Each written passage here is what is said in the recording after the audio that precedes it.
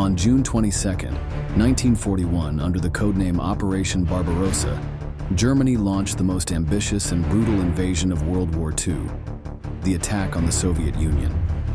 With an army of more than 3 million soldiers, supported by thousands of tanks, planes, and artillery, Adolf Hitler broke the Molotov-Ribbentrop Pact, a non-aggression agreement signed just 2 years earlier with Joseph Stalin. This act not only unleashed one of the bloodiest campaigns in history, but also marked a turning point in the war. The union between the two giants had come to an end, and the consequences would be devastating.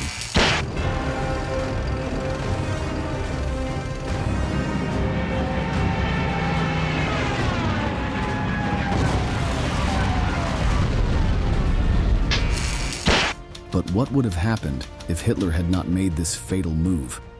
What would have happened if German forces remained to the west, concentrating all their fury on Britain? These questions lead us to the exploration of an alternative scenario, where Hitler's strategic decisions could have changed the fate of Europe, and perhaps the entire world. Over the next 2 years, in a mind war unparalleled in world history, they would both become gripped by a series of delusions that would lead them into colossal error and the bloodiest conflict there has ever been. In this new military history video, we will explore how the geopolitical map would have changed if the pact between Germany and the Soviet Union had endured. Get ready to delve into one of the most disturbing and dark scenarios of World War II. Let's get started. Germany's foreign minister arrives in Moscow, where he and his Soviet counterpart on August 23, 1939, signed a non-aggression treaty. Under what has become known as the Molotov-Ribbentrop Pact, the two agreed to take no military action against each other for the next 10 years. Stalin viewed the deal as a way of avoiding war with Germany, while giving him time to build up the Soviet military. Before speculating on what might have happened, it is crucial to understand the context and implications of this historic agreement between the two world powers, known as the Molotov-Ribbentrop Pact. Signed on August 23, 1939, this non-aggression agreement between Germany and the Soviet Union was a surprising move, considering the deep ideological differences between the two regimes. However, both Hitler and Stalin had practical interests that justified their alliance. For Germany, the pact ensured that it would not face a war on two fronts.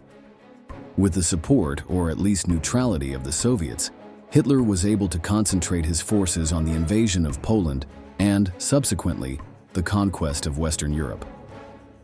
Furthermore, the secret protocol of the pact allowed Germany to expand its influence in Eastern Europe without fear of immediate retaliation from the Soviet Union. While he expanded to the east and built his German land empire on the continent. Only when that plan had clearly failed did Hitler begin to see in Stalin someone he might do business with. For its part, the Soviet Union also benefited strategically. Stalin gained time to strengthen his military and expand his territory, occupying parts of Poland, the Baltic states, Bessarabia, and northern Bukovina. In addition, trade between the two nations provided the Soviet Union with German technology in exchange for natural resources vital to the Nazi war machine, such as oil, grain, and metals. However, it was clear that this alliance had an expiration date. Hitler had always considered the Soviet Union to be his ideological enemy and a key target in his plan to conquer living space in the East. For Stalin, the pact was also a temporary means of protecting his country while preparing for an eventual conflict with Germany. The question is, what if both had decided to maintain this agreement for mutual convenience? 8 days after the signing of the pact, Hitler invaded Poland. Britain declared war. Winston Churchill rejoined the British cabinet. Stalin publicly supported his Nazi collaborator. He told the world, "It is not Germany who has attacked England and France, but England and France who have attacked Germany." Had Hitler not broken that pact with Stalin, he could have concentrated all his efforts on defeating Britain. After the fall of France in 1940, Britain was left as the last bastion of resistance in Western Europe. With France on its knees and Western Europe under the Nazi yoke, Britain became the last wall separating Hitler from total domination of the continent. But defeating the British would be no easy task. From the shores of the English Channel, the Führer laid out an ambitious and reckless plan. Operation Sea Lion, Hitler's bold plan to take the war to the heart of Britain. This amphibious invasion, planned for 1940, depended entirely on German air superiority over the English Channel. However, the skies over England became a fierce battlefield when the Luftwaffe faced the Royal Air Force in the now legendary Battle of Britain. What Hitler envisioned as a swift British defeat turned into a humiliating failure. Royal Air Force pilots, with almost suicidal bravery and skill, managed to inflict devastating damage on the Luftwaffe, destroying hundreds of aircraft and undermining its operational capability. Without air control, the invasion became impossible, and Operation Sea Lion was relegated to the archives of failed plans.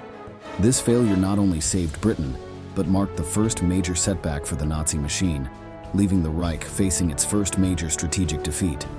In this alternative scenario, with no Eastern front to drain its resources, Germany might have resumed its efforts to invade the British Isles. An effective attack on Britain would have been a move as bold as it was lethal. The Nazi invasion, had it had all its resources, would have begun with a massive air offensive. The Luftwaffe would have relentlessly bombed British air bases, command centers, and supply lines, seeking to completely paralyze the Royal Air Force. With clear skies, Germany would have concentrated its navy and transport fleet in the Strait of Dover, the shortest route across the English Channel, backed by a barrage of artillery from French shores.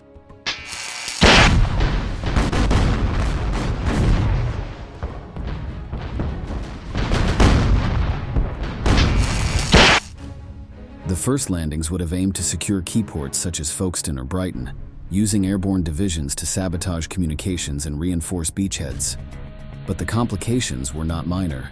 The still powerful Royal Navy would have represented a colossal challenge, forcing the Germans to maintain a constant presence of submarines and bombers to neutralize any maritime counterattack. In addition, the English Channel, with its treacherous currents and unpredictable weather, would be a more than fearsome enemy for any amphibious operation. However, if the Germans managed to establish a firm foothold, London would have been within reach of the panzer divisions within days. The fall of the British capital would have plunged the country into chaos, forcing the government to either capitulate or negotiate a peace that would consolidate Nazi hegemony in Europe. This attack, though fraught with risk, would have forever changed the course of the war, leaving the rest of the world without a key ally against the Third Reich machine. With Britain out of the war, Germany would have consolidated its control over Western Europe, allowing it to redirect its efforts towards the Mediterranean and North Africa. This would also have had implications for the United States, which would likely have delayed its entry into the war, as it had no European ally to directly support. Meanwhile, the Soviet Union would have watched the conflict between Germany and Britain warily. Without a direct attack on its territory, Stalin could have continued to expand his influence in Eastern Europe, strengthening himself militarily. In this scenario, the Soviet Union could have become the most powerful military in the world, especially if Germany and Britain weakened each other, while their bond with the Nazi nation strengthened. Imagine the words of enthusiasm and praise from the Soviet leader towards the Führer. Stalin proposed a toast. I know how much the German nation loves its Führer. I should therefore like to drink his health.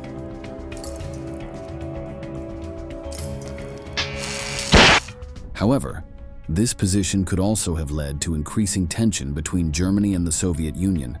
As Hitler consolidated his rule in Western Europe, Stalin might have seen this as a direct threat to his own interests. In this case, it is possible that the Soviet Union would have been the first to break the Molotov-Ribbentrop Pact, launching a preemptive strike against Germany before Hitler could redirect his attention to the east. Had the German-Soviet pact held for longer, the geopolitical map of Europe would have changed dramatically, with potentially devastating consequences. Britain's defeat would have left Europe completely under Nazi influence, while the isolated but strengthened Soviet Union would have expanded its control over Central Asia and Eastern Europe. A pact with his greatest ideological enemy, Joseph Stalin.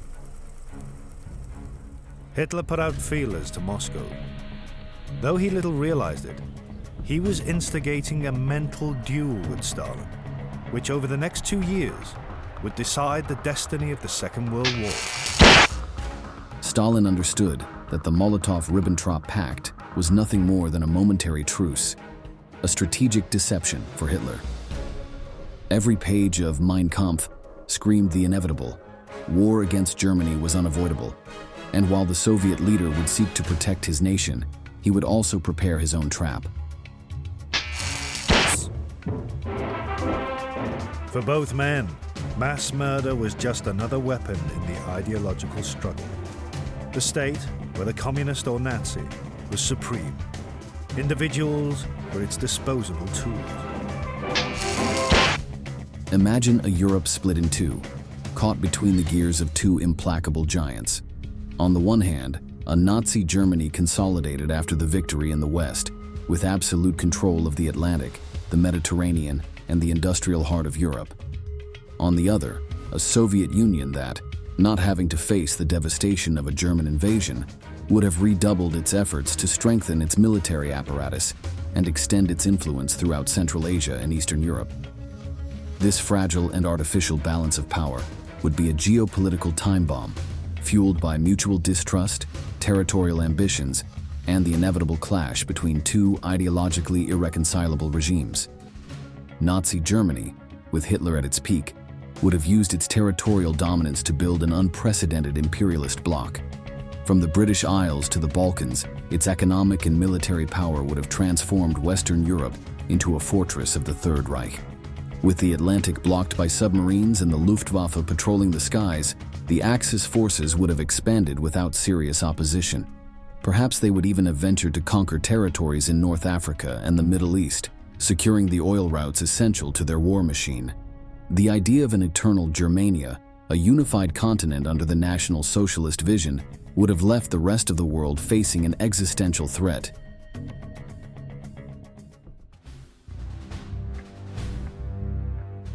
Meanwhile, the Soviet Union would not have sat idly by. Stalin, freed from the immediate threat of a German attack, would have redirected the vast resources of the Soviet state into unprecedented military modernization.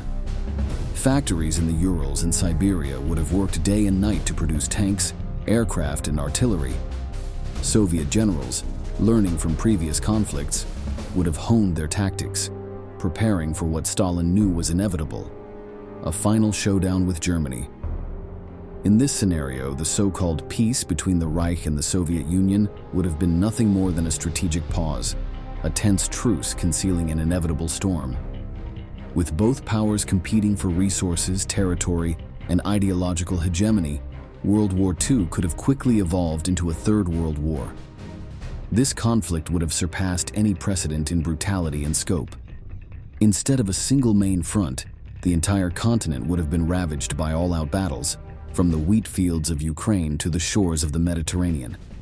Neutral nations would have been caught between these two colossi, while the United States, probably more reluctant to intervene, would watch Europe become a geopolitical chessboard.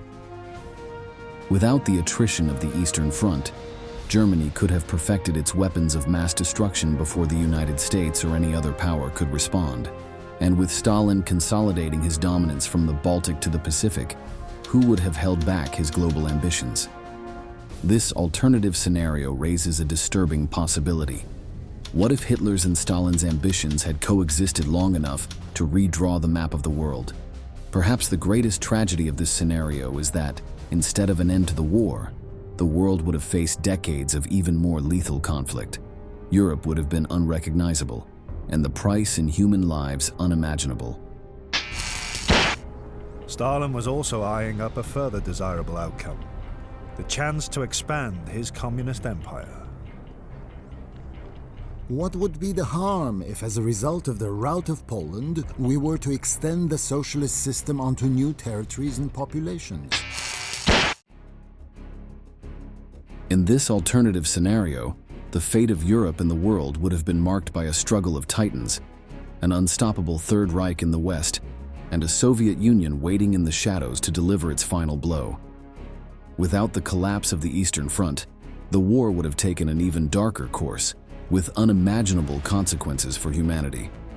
Would the Nazis have managed to consolidate their total dominance over Europe?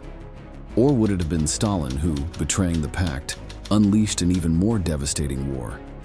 The truth is that this fragile pact, which at the time seemed like a clever strategy, had the seeds of an inevitable catastrophe. The world would never have been the same. And now, after having explored these fascinating hypotheses about the Second World War, the video has come to an end. But first, leave us your opinion on these alternative realities in the comments. What do you think would have happened if the Molotov-Ribbentrop Pact had continued? Now we say goodbye. Thank you very much for having accompanied us to the end. We look forward to seeing you in our next military history video.